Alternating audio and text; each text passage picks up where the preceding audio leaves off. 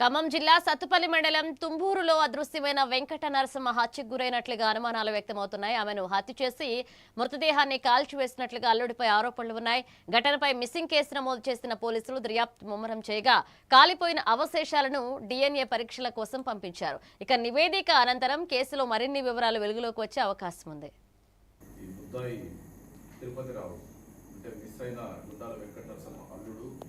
తిరుపతిరావుకు సంబంధించిన వివాహేతర సంబంధం ఉన్న ఒక సునీత అనే వ్యక్తి ఇద్దరు కలిసి ఈ గుండాల వెంకట నరసింహను హత్య కావించడం జరిగిందనే విషయం వెలుగులోకి వచ్చింది.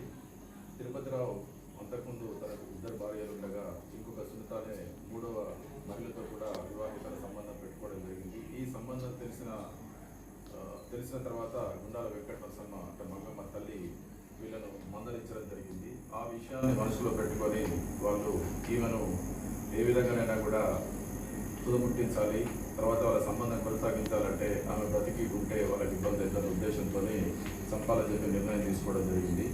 2వ తేదీకు రాత్రి మంగమ్మ తల్లి వెంకట నరసింహ ఇంట్లో టీవీ చూస్తున్న సందర్భం లోపల ఇంటికి ప్రవేశించి ఆమె చీరతోని గొంతుకు గట్టిగా స్ట్రాంగులేట్ చేసి అంటే గొంతుకు గట్టిగా వేసి ఊపిరాడకుండా చేసి చంపేయడం జరిగింది.